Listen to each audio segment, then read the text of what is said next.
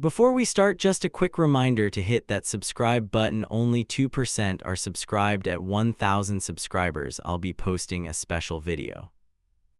The microphone hits my hand and I almost drop it. People cheer, someone whistles, my heart jumps straight into my throat. I am Emma, 28, and every eye in that room pins me. My fiance leans in and says, "Just loud enough for me." Ready for this? His grin feels like a dare, not support.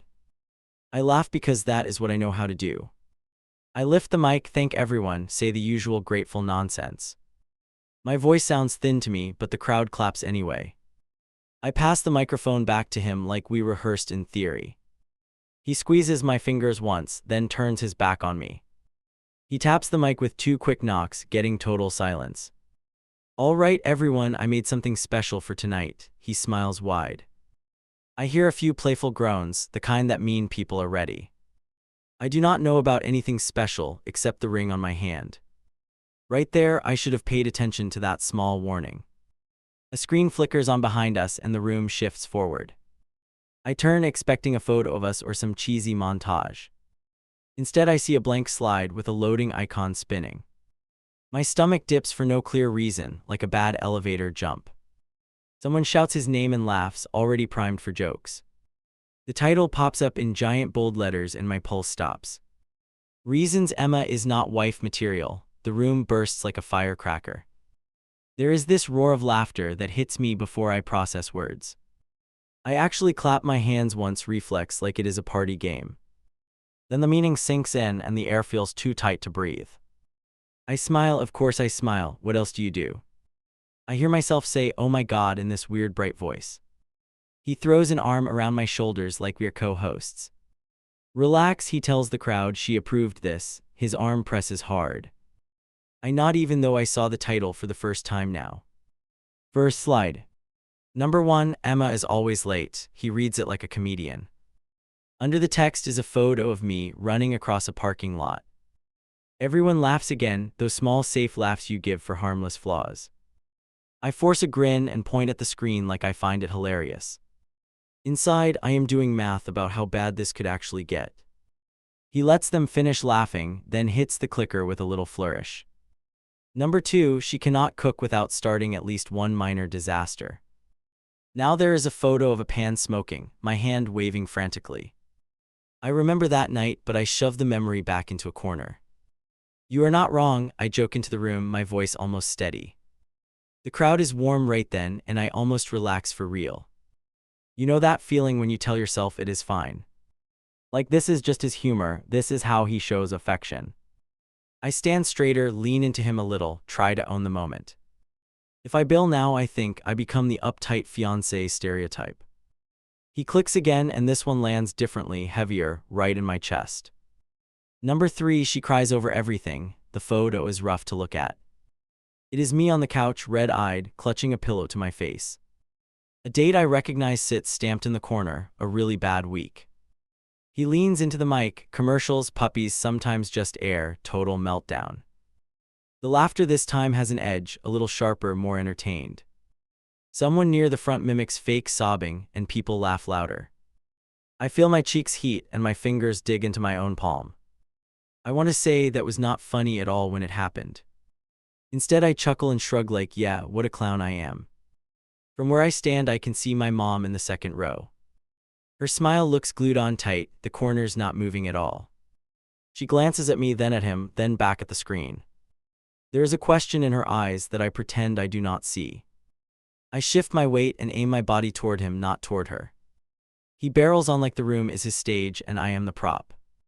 Number 4, she overthinks everything. Another screenshot flashes onto the screen. It is a text from me, paragraphs stacked, worrying about something small. I feel the floor tilt when I realize he had to scroll for that. A few people gasp, then laugh because now it feels personal and juicy. I hear a whisper float from a table near the back, sharp and quick. Wow, he really went for it. It lands like a slap on my neck. I look around and spot someone lifting their phone, recording the screen. My throat closes for a second while I imagine that video online later. I swallow it down because the last thing I am allowed is tears. Do not worry, she knows I love her. He throws this line in. He says it with an easy chuckle, like that makes everything balanced. The room softens a bit, people nod, like the magic word is enough. He pats my shoulder like I am a pet he just showed off. I keep my eyes on the guests, not on the slide with my text. Back then I told myself this was just his awkward love language. Now writing this I want to keep that version of me awake. She thought surviving a joke was proof she could handle marriage. She thought taking a hit in public meant she was strong enough. The truth is, I was already ignoring the alarm screaming in my head. Next slide. Number 5. Emma spends money like it expires. The picture is a stack of bags. People howl, clapping, nudging each other, checking my face for a reaction. I know exactly when he took that photo, but I keep my jaw locked. He riffs about my online orders, my little splurges, my lack of budgeting. Every word chips at me while everyone treats it like a fun roast. He pauses to drink in the crowd, and I feel suddenly very small. You can tell when someone enjoys the laugh a little too much. His eyes are bright, his shoulders loose, he looks thrilled with himself. Meanwhile, my heart pounds so hard I feel it in my fingertips. I smile wider because I do not know what else to do here. Number 6. She is horrible at keeping secrets. The room leans in closer. He shows a photo of a gift I accidentally spoiled months ago. He tells the story like a stand-up bit, adding details that never happened. The laughter gets bigger, louder, like the room is feeding on it. I hear myself giggle, this high nervous sound, and I want to disappear. A hand brushes my elbow, my best friend standing just off to the side. She does not say much, just squeezes and gives me a quick look. I register the tight line of her mouth, the tension in her eyes. That tiny gesture tells me more than anything anyone is saying into microphones. For a second I picture grabbing the clicker and ending this nightmare. I do not move.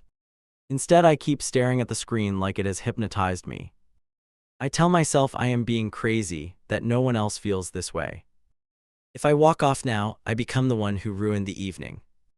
So I root my feet down and let another slide slam into view.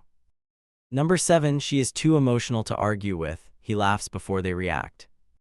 On screen is a blurry shot of me mid-argument, face twisted mid-word. I did not even know he captured that moment, which makes my head spin. The punchline lands, so I always win. The crowd erupts like it is genius. I stare at my own frozen expression and feel something in me harden. You know those scenes in movies where everything goes slow and quiet? This felt like the cheap version of that, but inside my head only. His voice kept bouncing around the room, but it sounded far away. My focus narrowed to the tiny remote in his hand and my ring. One thing flashing on the screen, the other shining on my finger. He raises his glass, still holding the microphone, ready for the big finish. I sense it in his posture, the way he straightens like a closer. All jokes aside, he begins, and the room answers with a hum. He says I am difficult and dramatic, yet somehow worth the trouble. People laugh at that too, like even his compliment needs a sharp edge. I look out over our families and friends, trying to read them. Some look amused, some uncomfortable, some hard to read through their party faces. I catch my dad's eyes and they slide away too fast for comfort. That quick dodge slices deeper than any line on the screen behind me. If he cannot meet my gaze, how bad do I actually look right now? He ends with, I cannot wait to marry this crazy woman, another big roar. Glasses lift, chairs scrape, the sound is all around, loud and bright. I raise my glass on autopilot and clink with whoever is closest. My hand shakes just enough that the liquid taps the side of the glass. He kisses my cheek for the crowd, and I feel my smile crack. If you freeze the night there, it looks like a normal roast. People laughing, couple on stage, some edgy jokes, nothing truly catastrophic. But I remember the exact second my body decided this was not safe. It was not a dramatic gesture, just a small cold spot in my chest. That was the moment I stopped being a partner and became the punchline. I shove the bathroom door shut and twist the lock hard. My hands miss the handle twice before it finally catches. Outside, the noise of the party thumps through the wall. Inside, it is just me and my pulse banging in my ears. I lean over the sink and wait to see if I throw up. Tears rush up fast, then stop like they hit a red light. I grip the edge and watch my knuckles go pale and tight. If I cry right now, someone will bang on the door instantly. If I stay too long, someone will still bang on the door anyway. There is no version of this where I get real privacy tonight. I look up and meet my own stare in the mirror. My face is stretched into that weird half smile from the slideshow. Mascara smudges at the corners like evidence, not drama. I almost laugh because I look exactly like the punchline. That tiny laugh sounds wrong in the empty room and scares me. I splash some water, careful not to ruin everything at once. If I show up blotchy and swollen, Plee will question me. If I show up too perfect, they will think I truly enjoyed it. I tap under my eyes, practicing neutral expressions like a bad actor. Back then I still believed I could perform my way out. A soft knock hits the door, 3 quick taps, then silence. Her voice is low, not playful, right against the wood. Open up, please. Another small knock, patient but firm. I freeze because if I answer I might burst into tears. She waits, then adds, that stunt was not okay. I clear my throat and make my voice travel like nothing happened. 1 second, I hear the fake brightness and almost roll my eyes. I dab my cheeks again, breathe out, unlock the door a crack. She slips in sideways and shuts it behind her with a quiet click. Her expression hits me harder than any joke on that screen. She crosses her arms, then drops them, then crosses them again. Are you seriously fine with what he just did? Her eyebrows tense. I try to shrug, but my shoulders feel heavy, not casual. It was a roast thing, the words come out thin and shaky. I do not even sound convinced to myself, which is embarrassing. That was not a roast. Her jaw clenches like she is holding back. He drags stuff you told him when you were falling apart. Her words land one by one, heavier than the music outside. He turned it into some comedy bit for people who barely know you. Hearing it plain like that makes my stomach twist even tighter. I move toward the sink again, just to have something to touch. He was trying to be funny. I hear the defense leave automatically. I hate how fast I jump to protect him, even in here. I do not want to explode in the middle of our own party. I stare at the faucet so I do not have to see her reaction. She steps closer, voice softer, but still sharp enough to cut. If you want to walk out, I will walk with you. For a second I imagine it, the two of us leaving together. My chest loosens a little at the thought, and that scares me more. Because if I admit I want that, everything changes right now. I shake my head before I fully think it through to the end. They would never let that go, I whisper, meaning his relatives, mine. He will call me dramatic in front of everyone for years. I try to turn it into a joke, but my lips barely move. She studies me, then looks down at my ring for a beat. If you say you are okay, I will drop it for tonight. She takes a breath and leans back against the wall, arms loose. But we both know that was brutal, not entertaining. Her eyes flick up to mine, waiting for something honest. I nod, but the word that comes out is still, I am fine. Her shoulders fall just a little, like she expected that answer anyway. She pulls me into a quick hug, tight and brief, then steps back. Fix your lipstick, then get through the next few hours. She opens the door halfway, then pauses without looking at me. Do not let him convince you this is normal, then she leaves.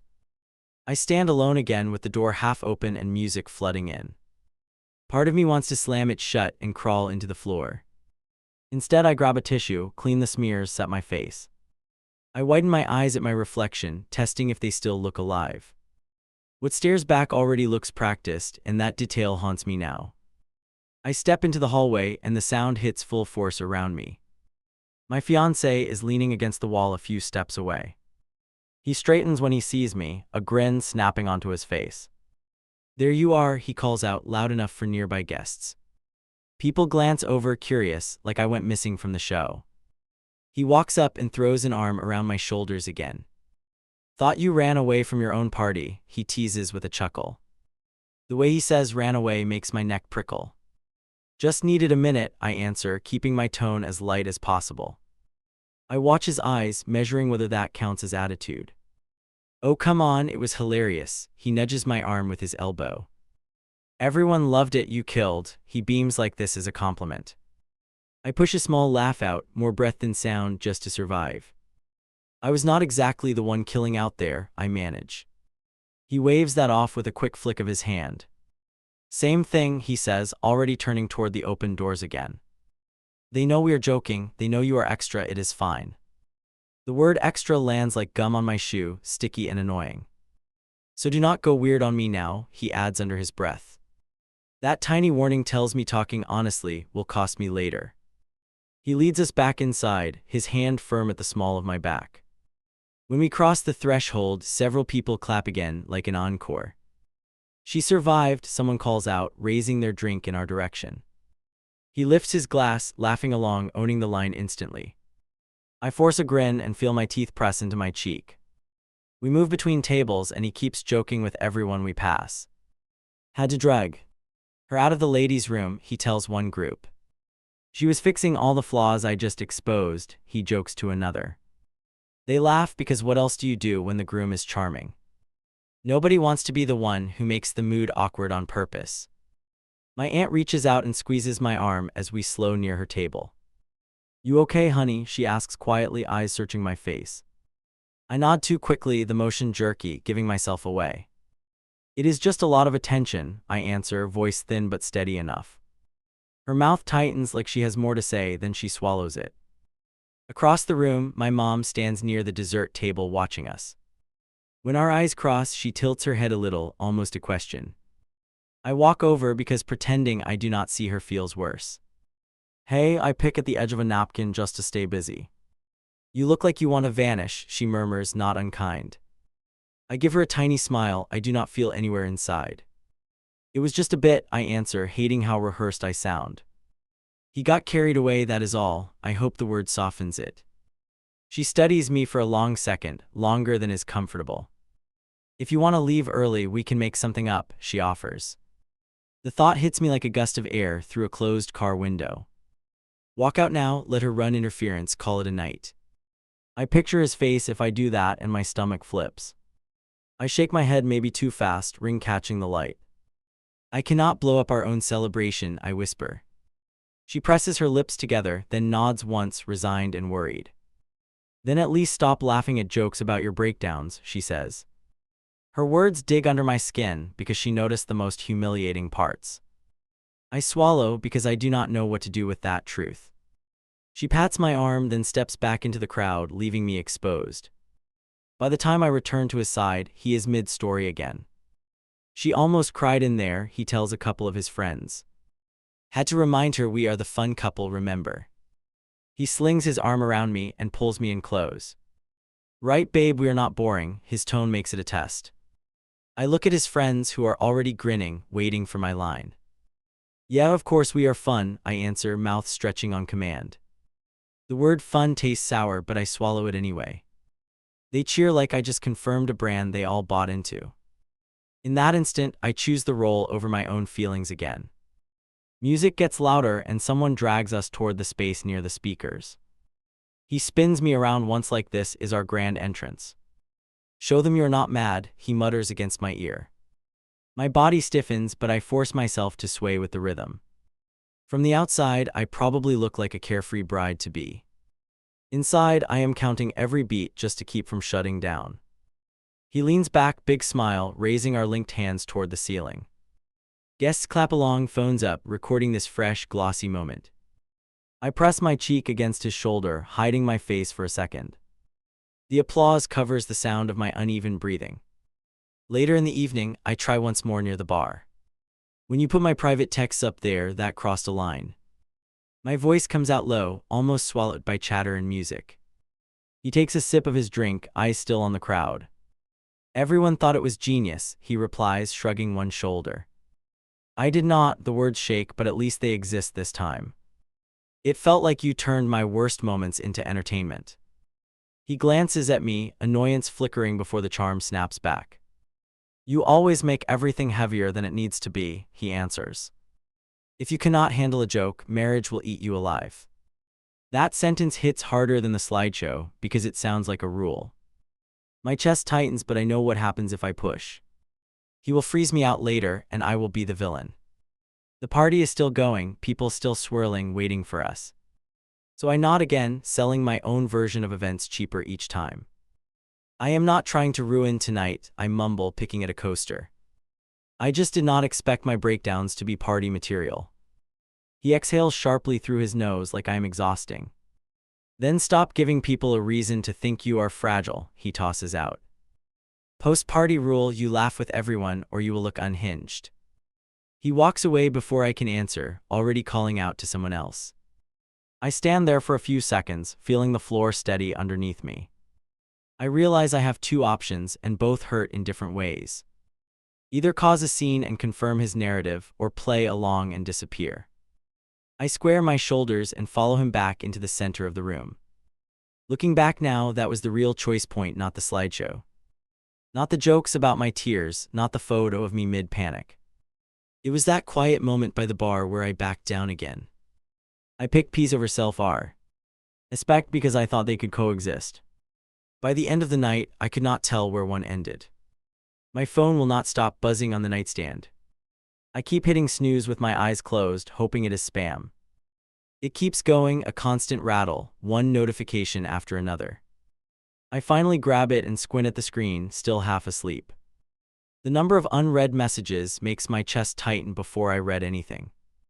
The first preview on top is from my best friend. Please tell me you are not on social media yet. That line wakes me up faster than coffee ever could. I sit up too fast and my head throbs in protest.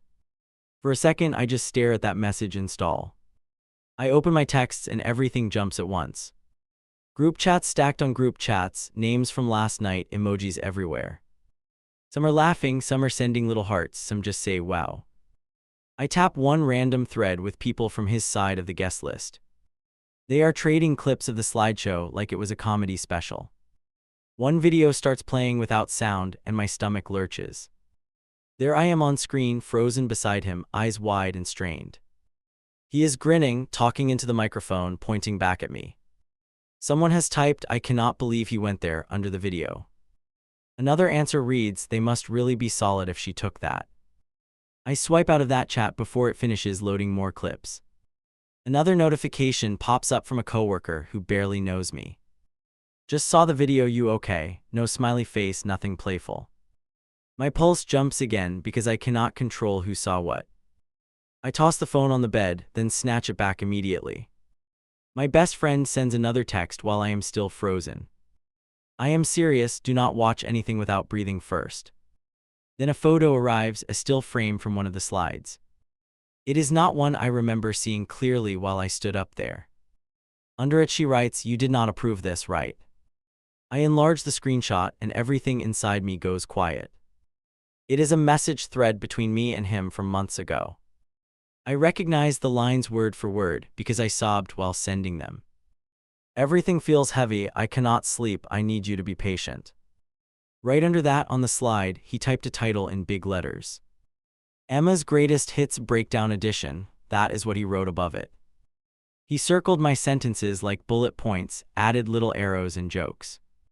"Exhibit A, exaggeration level 10, Q tears," little text boxes everywhere. Seeing it paused like this, not rushed in a room full of noise. I feel something sharp crawl up my spine and settle behind my ribs. I text her back with fingers that keep missing the keyboard. I never saw that one long enough to read it. Then another message, he told everyone I approved everything. The three little dots show up, disappear, then appear again. He straight up lied to a room full of people, she sends. I lie back and stare at the ceiling, phone on my chest. Last night already feels warped, like I dreamed half of it. I remember pretending to laugh, pretending to be in on it. I do not remember him asking if he could show therapy-level texts. The gap between what I agreed to and what happened stretches wider.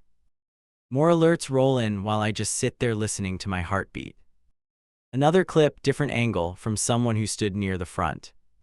In this one, I can hear the audio clearly, every word he used.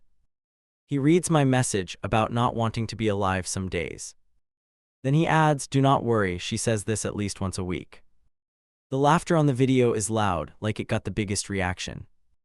I rewind twice just to make sure I heard it the same way. My own face in that frame does not match the crowd at all. I look stunned, like my mind left my body for those seconds. Watching myself freeze like that makes me feel sick all over again. I throw the phone onto the pillow and press the heel of my hand over my mouth. For a moment, I consider marching straight into the kitchen and losing it. Part of me wants to grab my keys and disappear without warning. Another part keeps whispering that I am overreacting, that it was only humor. That second voice sounds uncomfortably like his, which makes me even angrier. From the other room, I hear cabinets opening and the usual morning sounds. He is humming under his breath, completely relaxed, not hiding anything. The normal routine running in the background makes everything feel ridiculous. Like I am about to detonate our life over some party jokes. That thought almost drags me back into silence, which scares me. My phone buzzes again, this time with a work email. Subject line, saw funny video, congrats by the way. I open it because apparently I enjoy hurting myself today. A colleague writes that my fiance has guts and that we seem wild. He attaches another link, some repost from someone's story, my stomach tweeze. Ding! I do not click the link that time, I just stare at it. I never shared those nights when I could not breathe with these people. Now parts of my private world are floating around their feeds like entertainment. I imagine walking into the office and someone mimicking my meltdown voice. That mental image hits harder than anything anyone actually said yesterday. He walks into the bedroom doorway, hair messy, scrolling his own phone. There she is, he bumps the frame with his shoulder, grinning wide. Star of the show is finally awake, he tilts his screen toward me.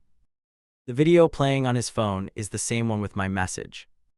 He laughs, not cruel in his mind, just pleased with himself. I sit up slowly and watch him, trying to decide where to start. I did not know you put that breakdown text in there. My voice comes out low, not yelling, just steady and sharp. He waves the concern away with a small flick of his wrist. Baby, that one killed, he says, eyes still on the clip. I swallow and feel my throat burn. It was a message from when I could not function. Now he finally looks at me like I am making this difficult. Yeah, but only because you were being dramatic that night.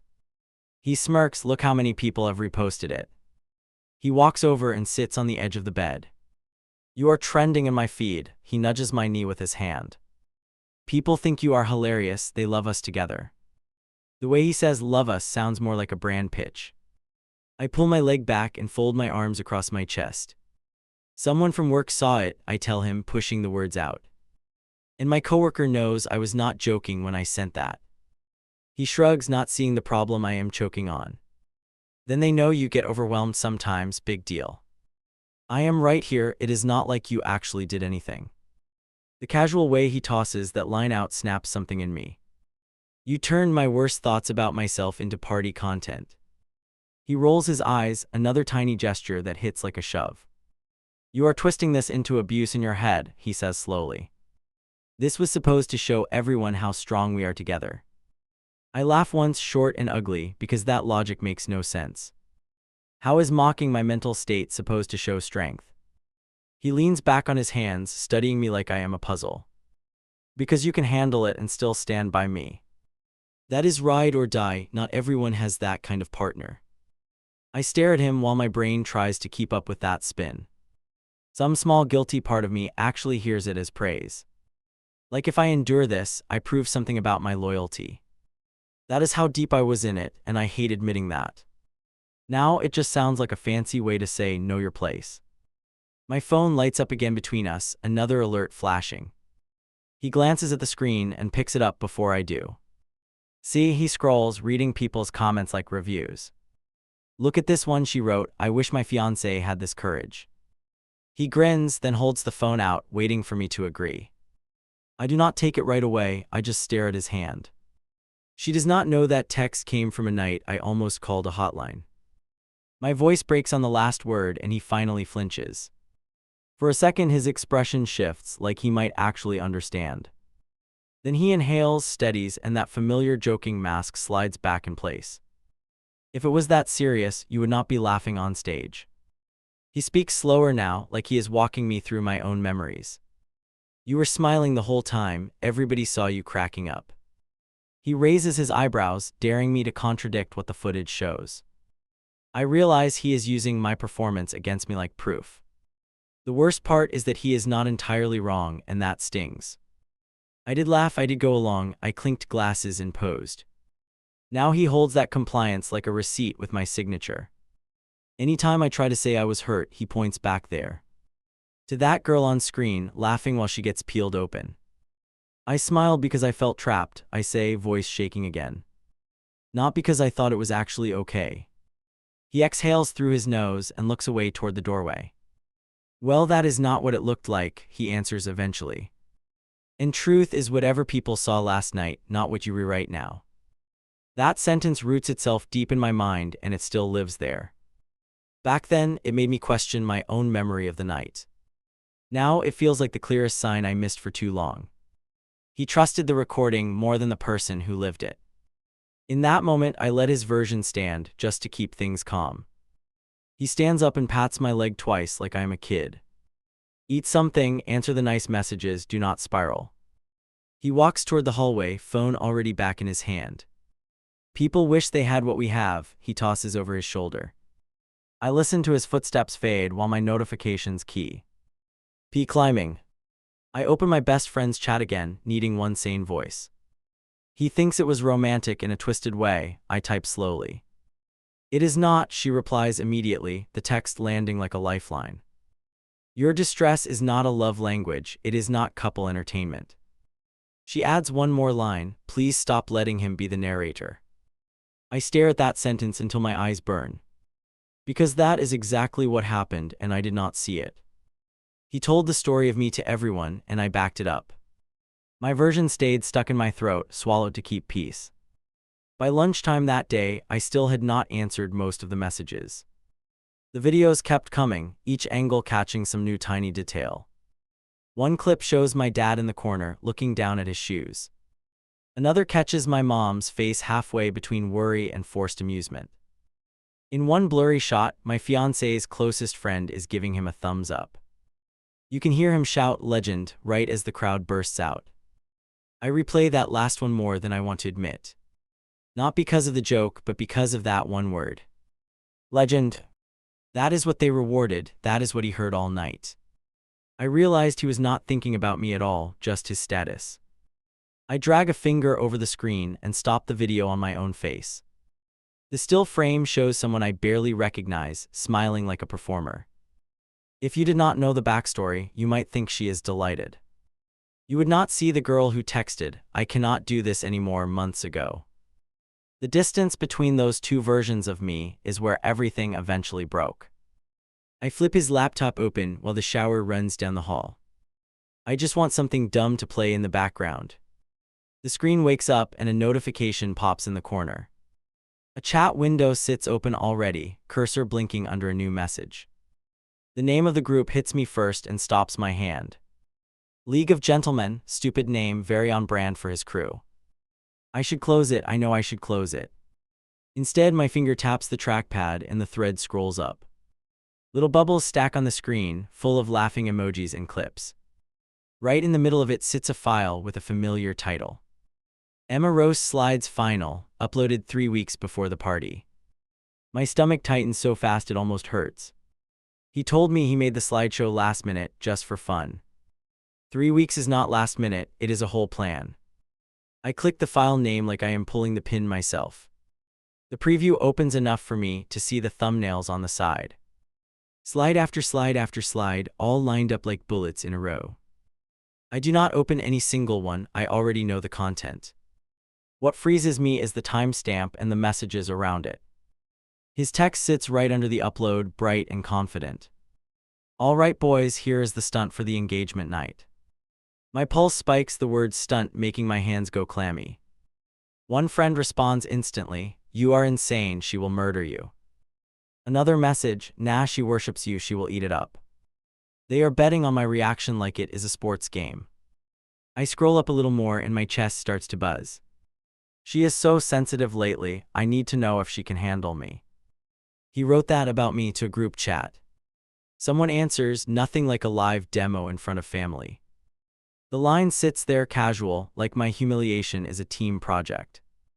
Another comment lands higher in the thread from his closest buddy. Do it as a compatibility test, see if she is made of steel. Then a string of laughing faces, then, if she walks she was not the one. My throat goes dry because that is not teasing, that is criteria. I lean closer to the screen, eyes burning, waiting for him to disagree. He does not push back, he leans in. I need someone who can take hits and stay, he writes. If she can laugh this off, I am golden. That word hits makes my vision narrow for a second. I realize I was never just a partner, I was an experiment. The shower cuts off down the hall and I jump a little. I should shut the laptop, pretend I never saw any of this. Instead, I scroll faster, heart pounding, chasing the worst of it. A new section of messages appears, dated the morning of the party. My name is everywhere and never like a person in the room. Tonight is the night, gentlemen, he typed a few hours before guests arrived. $50 says she cries and leaves, that is his friend again. 50 says she cries and stays, someone else replies. Another chimes in, my money is on her laughing, she is obsessed with him. They are gambling on whether I will abandon myself or not. Then there is one that makes my stomach flip over. If she storms out, you dodge a bullet, his buddy writes. If she laughs and hugs you, that is wifey material. No one in that thread questions the setup, not once. It is just strategy talk, like they are designing a prank video. I scroll down too. The messages sent during the actual party. These came through while I stood under that screen smiling.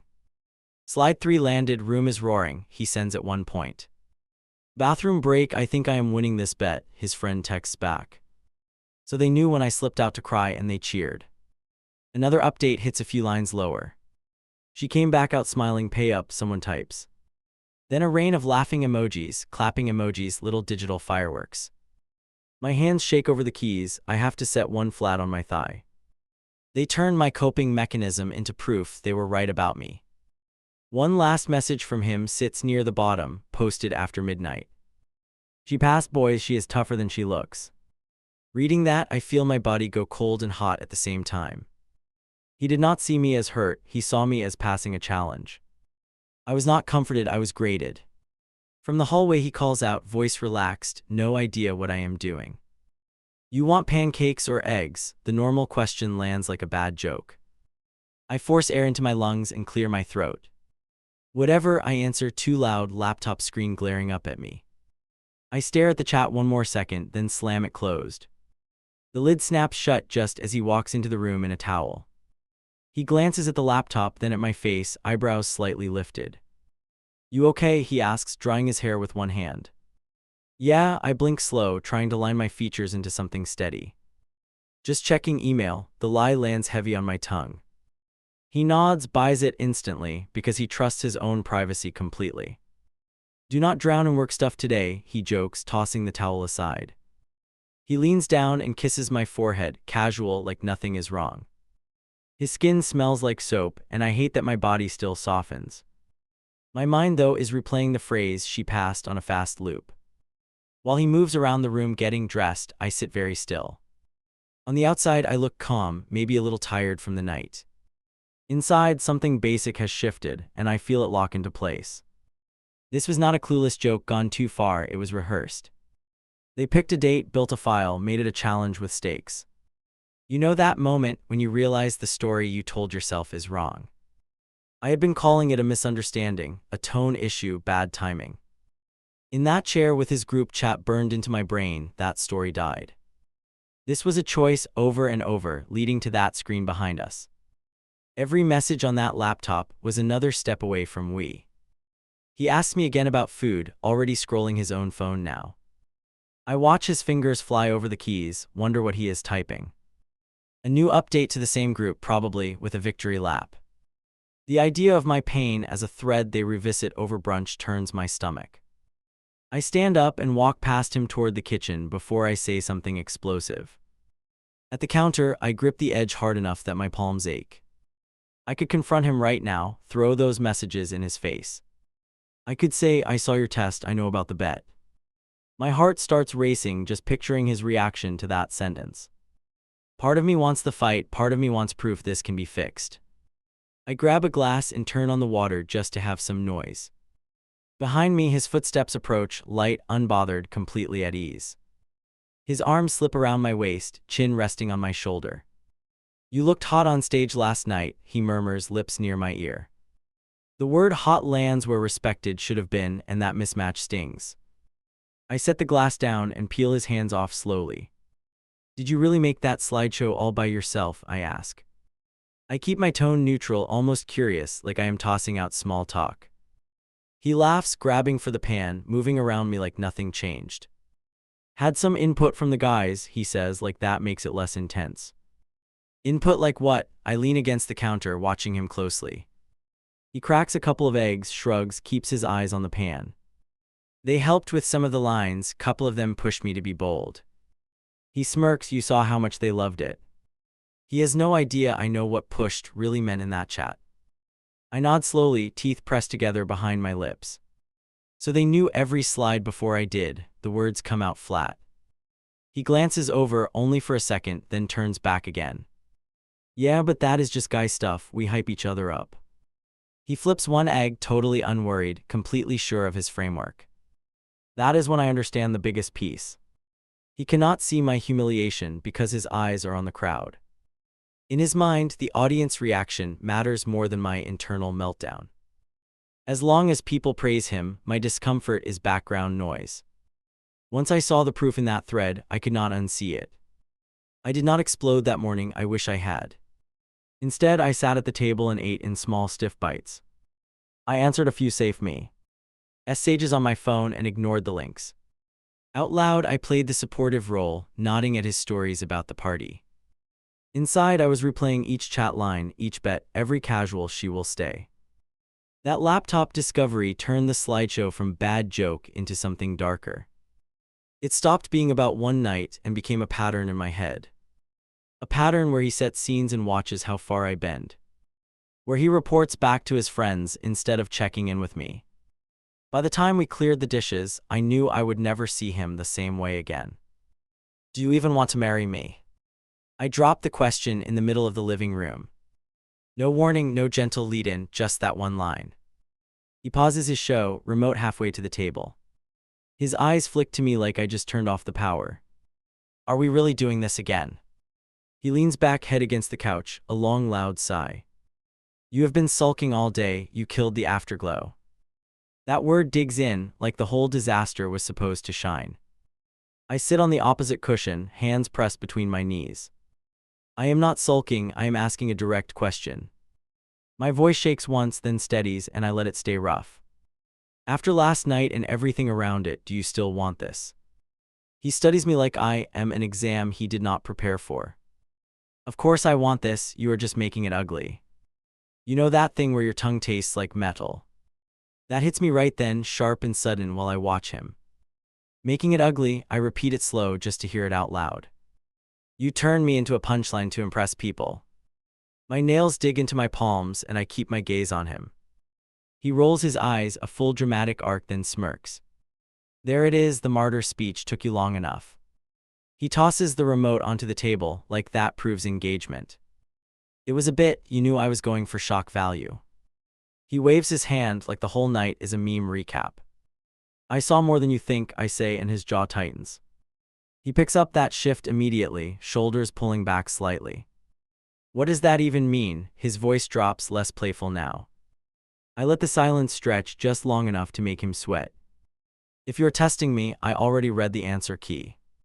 His mouth twitches, not sure whether to laugh or get defensive.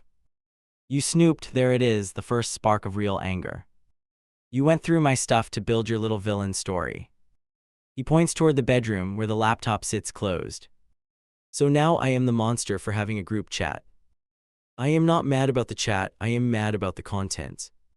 I lean forward, elbows on my knees, eyes locked on his.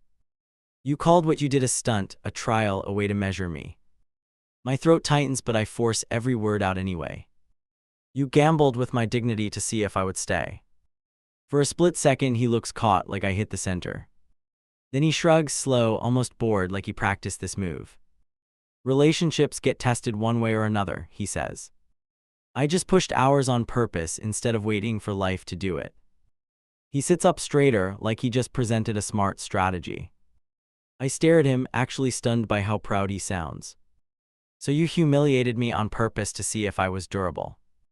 The word feels wrong in my mouth, but accurate. He nods once, not even trying to dress it up completely. I needed to know you were loyal when things got rough. That word hangs in the room like heavy fog. Loyal, I say it back slower, just tasting how off it feels. To who, to you, or to my own sanity? He laughs once short, almost annoyed. This is exactly what I mean, you complicate everything. He leans toward me, elbows on his knees now, mirroring my posture. You think marriage is cute photos and coordinated dinners.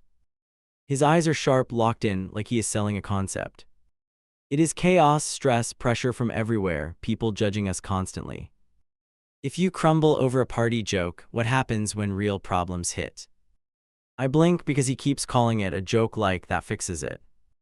Last night was not chaos from life, it was you aiming at me. My voice rises on that last word, and I let it. You were the problem, not some random storm. My chest feels tight, but my thoughts are finally clear. He scoffs and leans back again, crossing one ankle over his knee.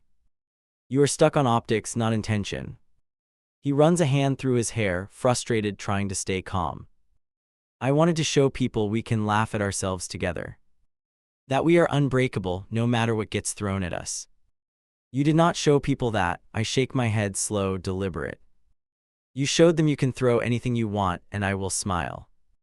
That sentence lands between us, solid, undeniable, and his expression tightens.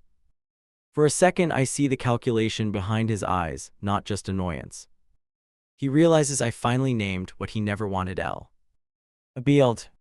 You are choosing the most negative spin possible. He leans forward again, hands open, palms up like he is reasoning. I trust us enough to believe we can survive some edgy humor. This was my way of proving we are not fragile like other couples. He says trust like that word belongs to him, not both of us. I laugh once, no humor in it at all. You keep saying trust while asking me to ignore my instincts. I sit back, crossing my arms over my chest, grounding myself. If I trusted myself last night, I would have walked out. The room goes still after that, like even the air is waiting. His gaze sharpens, all the charm wiped off his face. If you had walked out, that would have told me everything. His tone is calm, almost flat, which makes it worse. I need someone who chooses me even when I screw up publicly. Someone who takes the hit, laughs later, and stays. There it is. The rule he never said out loud before that moment. I try to steady my breathing while my mind sprints ahead. So if I had left, you would have ended the engagement. I ask it straight, wanting to hear him say it plain. He hesitates for half a second, then shrugs. Probably yeah, because that would mean you do not have my back. He taps his fingers on his knee, restless, like this bores him. If one cringy night sends you packing, what does that say about us? He looks at me like this is a reasonable equation, not a threat. You know when a feeling just drops through you, floor to basement. That happens right then, quiet and absolute. So your love is conditional on me absorbing public humiliation. I speak slowly, choosing each word like it might explode. That is what you are actually saying right now to my face. He groans and throws his head back, frustrated. Why do you always turn everything into some therapy headline? His hands fly up, then fall to his sides, a restless gesture. I am saying I need resilience, not perfection, not this constant drama. Real wives do not fall apart because their guy ribs them a little. My ears ring on that phrase. Real wives, it scratches down my spine like sandpaper. So there is a category, and I am currently outside of it. He nods once, like he is just discussing preferences for coffee. There are partners who can hang, and partners who cannot. I swallow, jaw tight, tongue pressed against my teeth. And you think loyalty looks like laughing while you strip me down? He shifts, uncomfortable now, because I will not soften it. You make it sound like I beat you, he snaps. It was a presentation, not a crime. It was a violation, I answer, voice low, shaking but firm. And now you're telling me you did it on purpose to judge me. He stares at me for a long moment, eyes hard, no apology there. I needed data, he finally says.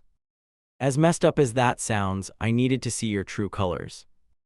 My hands go cold, fingers tingling like they might stop working. Then here are my true colors, I tell him. I am hurt, I am embarrassed, I am furious. And I do not feel safe with someone who treats me like a lab rat. My words hang there heavy, and he actually flinches this time. You are not unsafe, he insists, leaning toward me again.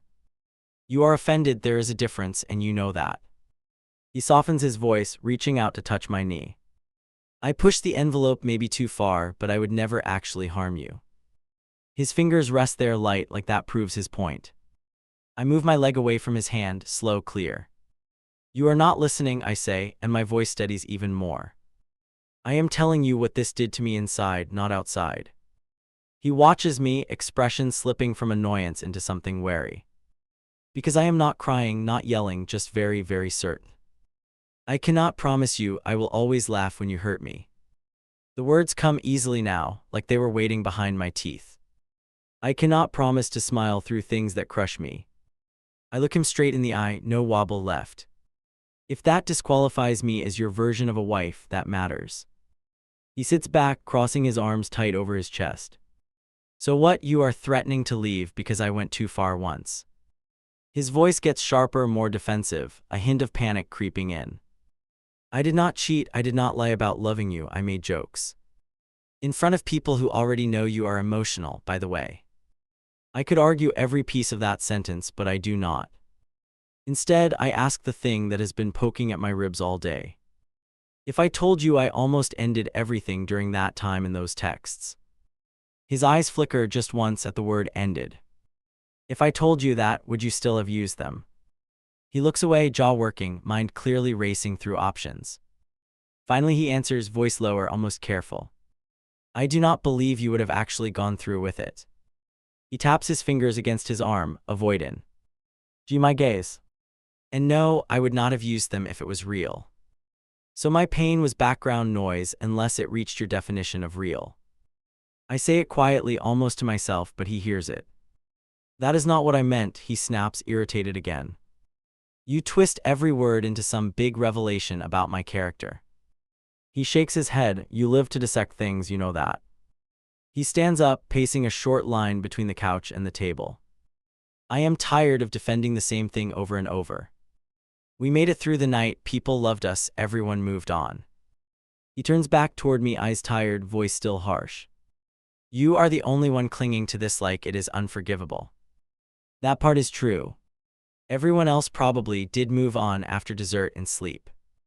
But I am the one who has to live inside the punchline he wrote. And if I cannot move on the way you want, I ask. What then, do you still want to marry me? He goes still, staring at me like I am cornering him. If you keep holding this over my head, no, he answers.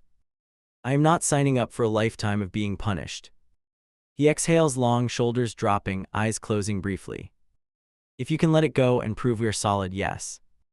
There it is, clear as glass.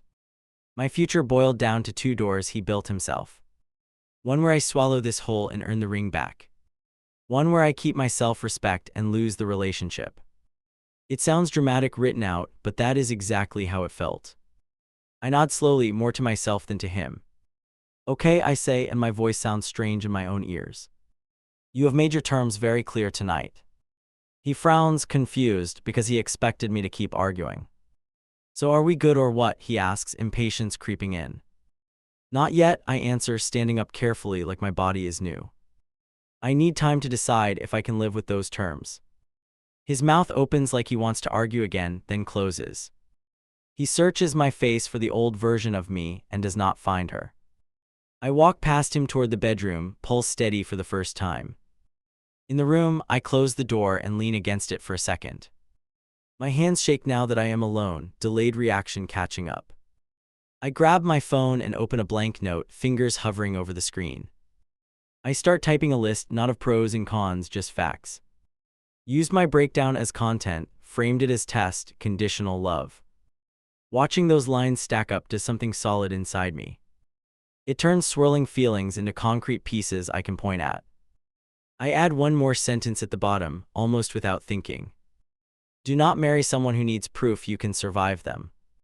Seeing it written in my own words hits harder than any argument.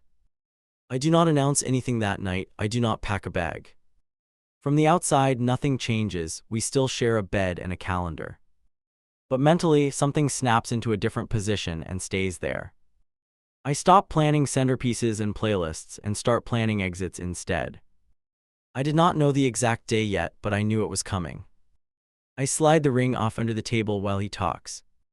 It sticks for a second on my knuckle, then drops into my palm. My heart slams so hard I feel it in my throat.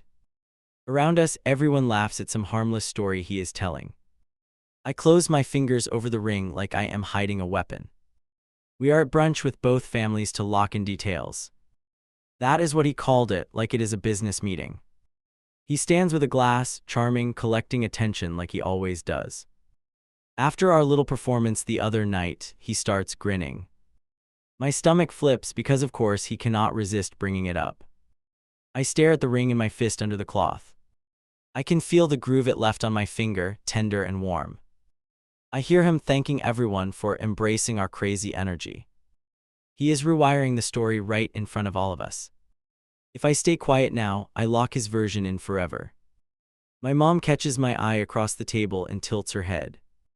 She knows something is off, she always does, she just waits. I take a breath that feels like stepping off a ledge. Can I say something before you finish? I cut in. My voice carries sharper than I expect and the room hushes. He blinks, thrown off for half a second, then gestures toward me. Go ahead, babe, he says, that friendly performance tone snapping back. He thinks I am about to back up his narrative, soften everything. Every face around the table turns to me at the same time. I feel weirdly calm, like the panic burned itself out already. I stand, chair scraping louder than I planned, nerves in every muscle. The ring is still in my fist, metal pressing into my skin. Thank you all for coming today, I start, keeping my voice steady. I know this was supposed to be about picking venues and dates. I swallow, then add, for a wedding that will not be happening. The silence is instant and heavy, like some one-hit mute. His mom's hand freezes halfway to her drink, eyes wide and confused. My dad drops his gaze to the table, jaw clenching once. Across from me, my best friend goes absolutely still, barely breathing. He laughs too loud, like he can blow the whole moment away. Okay, dramatic pause, he jokes, trying to pull the attention back. She is kidding, obviously, she appreciates good suspense. He looks around for shared laughter, finding almost none. I open my hand and place the ring in front of him. The tiny sound it makes hitting the surface cuts through everything. I am not joking, I say, and my voice does not shake. I am grateful you all came, but I am not moving forward. My chest feels tight, but the words come smoother than expected. After what happened at the party and what followed, I cannot. I let that sit there, simple and clean, no extra explanation yet. His face changes like someone flipped a switch behind his eyes. Can we talk alone for a second? He asks, teeth clenched. He reaches for my arm, fingers closing harder than he probably thinks. My mom rises halfway from her chair, eyes on his hand. I step back, pulling free, leaving the ring between us on the table. I am not doing another private rewrite, I answer, keeping my distance. This started in front of everyone, so I am ending it here. My voice gets brighter at the end, almost weirdly cheerful. That scares me a little, but I write it instead of hiding it. He stares at me like I just slapped him in public. His father clears his throat, trying to rescue the moment with reason. Maybe the two of you should step outside, cool off.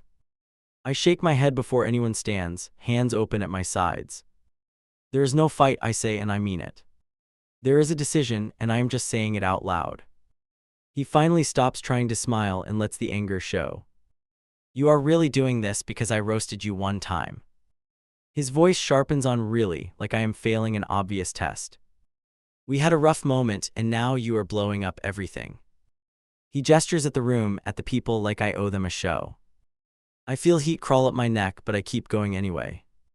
It was not one joke, I answer, keeping my tone flat. It was planning behind my back, using my worst nights for entertainment. And then calling it a loyalty check to see if I would collapse. I meet his eyes fully, not looking down this time, not once. His mom whispers his name, a warning he ignores entirely. He points at the empty space on my hand, breathing hard. So you would rather humiliate me here than forgive and move on. He glances around, hunting for agreement, for someone to back him. You are doing to me what you claim I did to you. That line almost knocks the air out of me. Because technically, he is right about one thing. I am standing in front of everyone, refusing to protect his image. The difference is, this time I'm speaking for myself, not at him. Yeah, I answer quietly, and it feels awful, which tells me enough. My best friend stands without a word and moves to my side. The gesture is small, but it lands like a solid weight in my corner. You were warned that night, she adds, eyes on him. You knew she was hurt, and you doubled down anyway. She reaches for my wrist, a silent, I am ready when you are. His gaze snaps to her, then to my mom, then back to me. So that is it, he spits out, voice tight, barely controlled. One party, a few jokes, and you are walking away from forever. He shakes his head, disbelief painted all over his face. You are proving my point about not being strong enough.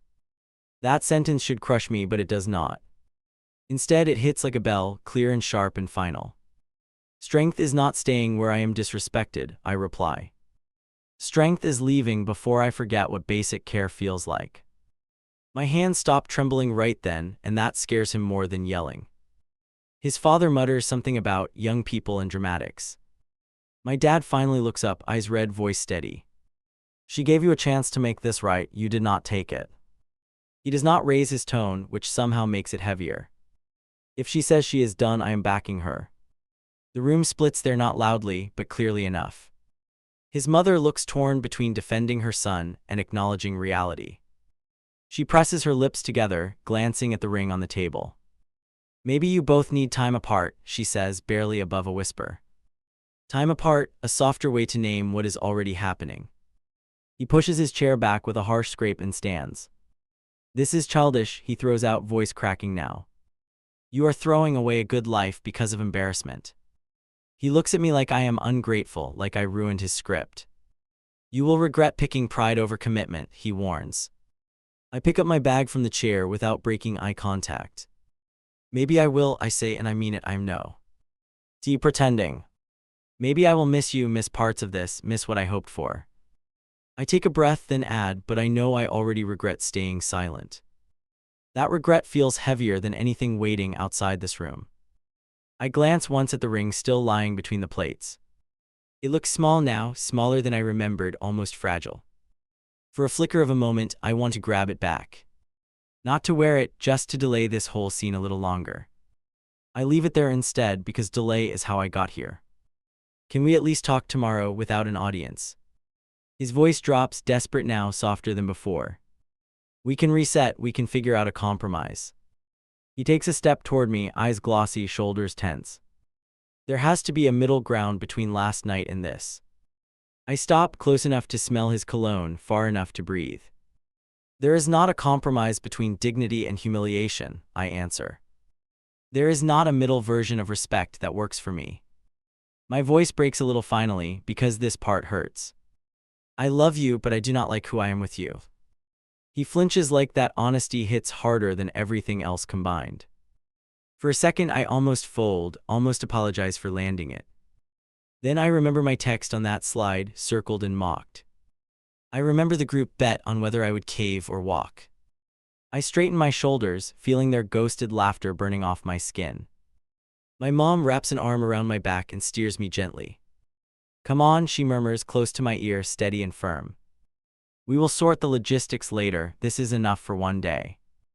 I let her guide me toward the door, legs suddenly heavy. Behind me I hear chairs moving, people whispering, him breathing hard. Right before I step out, he calls my name one more time. It is not angry this time, just stunned and lost. I look over my shoulder and see him standing there alone. Ring on the table, hands empty, mouth half open, no words. For once, I am not the one frozen in place. We leave together, my mom, my friend, and me. Outside, the air hits my face and I realize I am shaking. Not from fear exactly, more from the weight finally dropping. I fumble for my phone and open that note from the other night. Do not marry someone who needs proof you can survive them. I add one last line under it, thumbs unsteady but clear. Today I stopped trying to survive and started trying to live. It sounds cheesy when I read it back, but it is mine. I lock the screen and slide the phone into my pocket. Then I walk to the car without looking back through the windows.